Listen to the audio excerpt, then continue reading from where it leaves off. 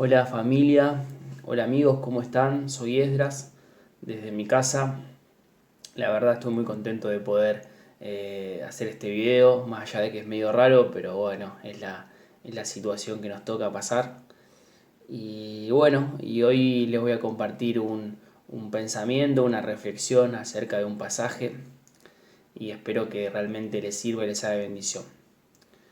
Lo quiero hacer bastante dinámico, por eso voy derecho a la lectura. El pasaje en particular es uno recontra conocido, que es la multiplicación de los panes y los peces de Jesús. Está en los 4 evangelios y es un milagro que, a diferencia quizá de las otras historias o los otros milagros que hizo el Señor, era un milagro por ahí más cotidiano. No tiene que ver con la resurrección de una persona, no sana una enfermedad terminal, simplemente hace un milagro como para que las personas puedan alimentarse. Yo lo voy a leer desde Juan capítulo 6, está en el versículo, del versículo 1 hasta el 15 inclusive. Mi versión es CNBI. Bueno, la historia dice que algún tiempo después Jesús se fue a la otra orilla del mar de Galilea y mucha gente lo seguía, porque veían las señales milagrosas que hacía en los enfermos. Entonces subió Jesús a una colina y se sentó con sus discípulos. Faltaba muy poco tiempo para la fiesta judía de la Pascua. Cuando Jesús alzó la vista y vio una gran multitud que venía hacia él, le dijo a Felipe: ¿Dónde vamos a comprar pan para que coma toda esta gente? Ni el salario de 8 meses podríamos comprar, ni con el salario de 8 meses podríamos comprar suficiente pan para darle un pedazo a cada uno, respondió Felipe. Otros de sus discípulos, Andrés, que era hermano de Simón Pedro, le dijo: Hay aquí un muchacho que tiene 5 panes de cebada y 2 pescados, pero ¿qué es esto para tanta gente? Hagan que se sienten todos, ordenó Jesús. En ese lugar había mucha hierba, así que se sentaron y los varones adultos eran como 5.000.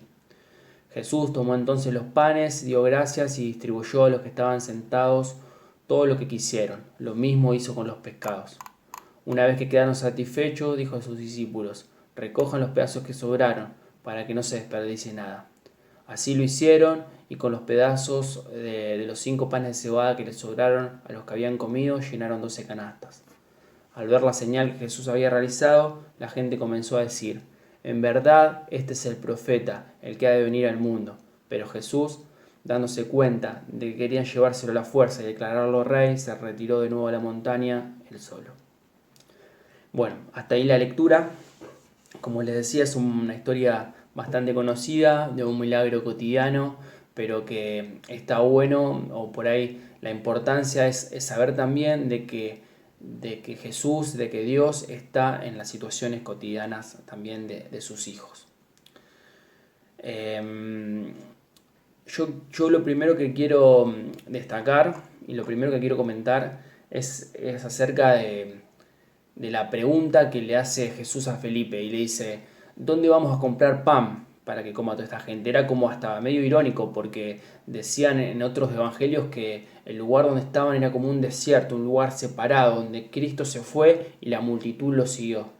Entonces, en medio de ese lugar desierto, le dice: ¿Dónde vamos a comprar pan?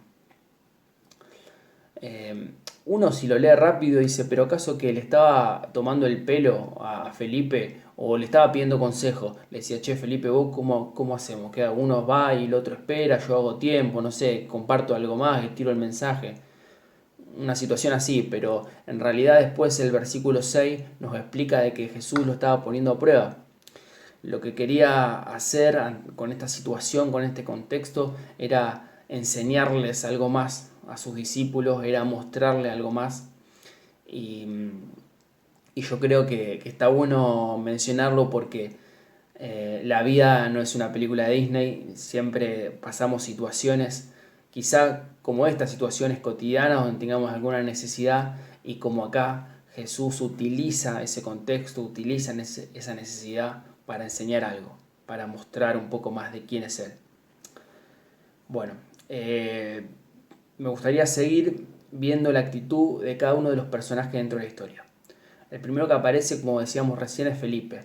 Felipe, ante la pregunta, le dice: Ni con el sueldo de 8 meses alcanzaría para comprar un pedacito de pan para cada uno. Yo no sé por qué dijo un sueldo de 8 meses. Yo no sé si se acuerdan que los discípulos, el encargado de la tesorería era Judas, entonces quizás Felipe le dijo, che, Judas, ¿cuánto hay? Y Judas le dijo, mirá, hay más o menos, no sé, 8 sueldos.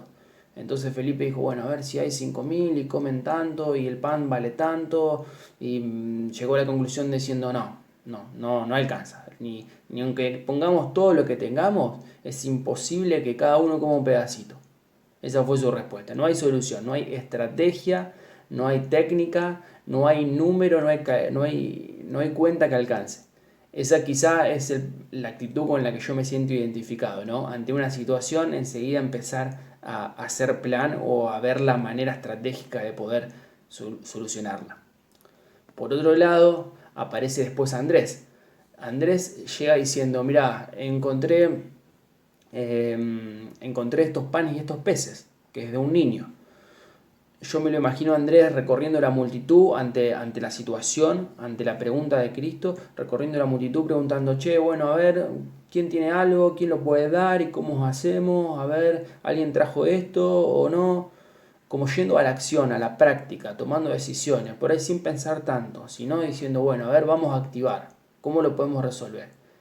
Y fíjense que la conclusión es la misma. ¿Qué es esto? Lo poco que conseguí, que eran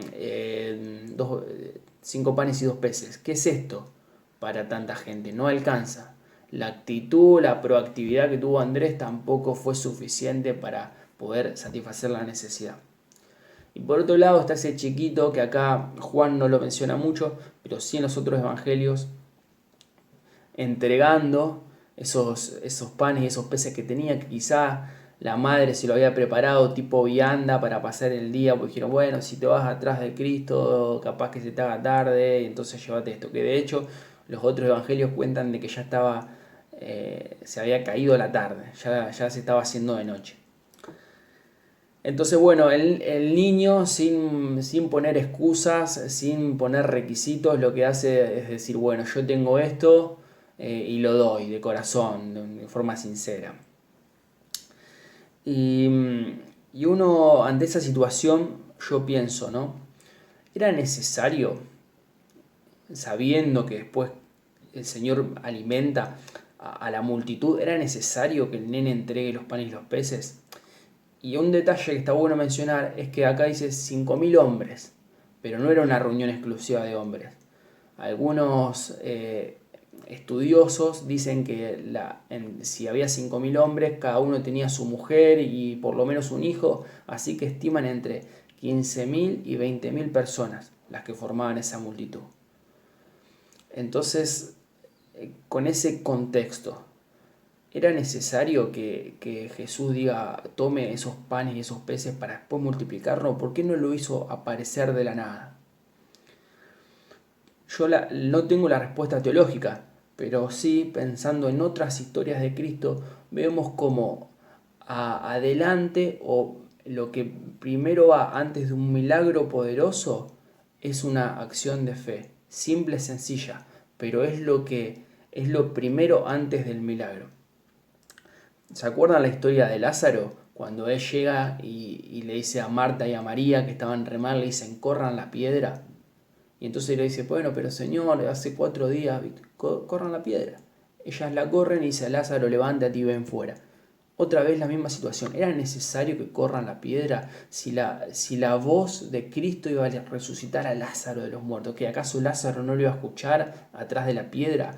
O sea, no tiene sentido común, no tiene lógica en realidad la acción de fe, pero funciona de esa manera. Fíjense que, por ejemplo, cuando sanó al leproso, le dice, anda, metete en el agua y hace este procedimiento y después vas a ser sano. Entonces vemos cómo muchas veces el Señor, para hacer un milagro, para dar multiplicación, para dar bendición, necesita primero un acto de fe sencillo. No exige esfuerzo, sino solamente lo que tenemos a nuestra mano. Yo calculo que si ese nene tenía poco menos, hubiese sido lo mismo, porque la multiplicación hubiese existido de todas maneras. Ante la situación, volviendo a la historia, él la agarra y dice, siéntense todos, como para comer. agarra esa vianda y ora y da gracias. Y si uno se lo imagina, digo, bueno, que había 15.000 personas mirando cómo Cristo tenía una vianda y daba gracias, que le iban a ver comer al sol, era como una situación media rara. Pero cuando él empezó a repartir, dice que quedaron todos satisfechos. No solamente comieron hasta que no pudieron más, sino que les sobró para guardar. Y ahí también me llama la atención el hecho de que él le dice, antes de la multiplicación, le dice, siéntense y prepárense. Bueno, y para finalizar, yo quiero que analices un poco la situación que está pasando. Personalmente yo no la conozco, quizá es algo cotidiano, capaz que es algo eh, más profundo o más feo, no lo sé, pero que analices qué situación o qué actitud estás tomando. Sos como Felipe por ahí intentando buscar la estrategia o buscar la manera o analizar a ver de qué manera se puede resolver haciendo números, o capaz que sos como Andrés, yendo a tocar una puerta o pidiendo ayuda o entre la multitud gritando, diciendo tengo tal necesidad. No lo sé, pero lo que te aliento y lo que te animo es a que seas como ese nene, de que no se guarde eso poco que tiene, que lo dé, que entienda que todo lo que el Señor nos dio para dar y para compartir y para bendecir. ¿Qué hubiese sido si ese nene se guardaba esos panes y esos peces? Capaz que esa noche hubiese comido y diga, bueno, no, yo no me lo guardo porque si lo doy después me quedo yo sin comer. Hubiese comido esa noche, pero 14.000 personas, 14.999 personas se hubiesen quedado con hambre. Y aparte se lo hubiese terminado esa noche. La historia cuenta que no solamente cenaron todos, sino que les sobró para guardar. Hay mucho poder, hay mucha bendición atrás de compartir en fe y en amor. Él lo dio y se sentó como el resto de la gente a dar gracias, sabiendo de que el Señor, de que Jesús era poderoso y fiel. Y esa es la actitud que te animo a tener ante la situación que estés pasando. Dar lo que te queda, aunque sea muy poquito, entregarlo de corazón, sentarte y por más allá que no veas, que es una situación rara, que no veas la respuesta, pero con fe y confiando de que ese poquito lo pusiste en las manos correctas. Y esa actitud de fe era la necesaria para hacer un milagro poderoso. Bueno, espero que te haya servido, que te haya alentado en este contexto difícil. Te mando un abrazo gigante a la distancia y esperemos que pronto nos podamos ver las caras y dar un abrazo como corresponde.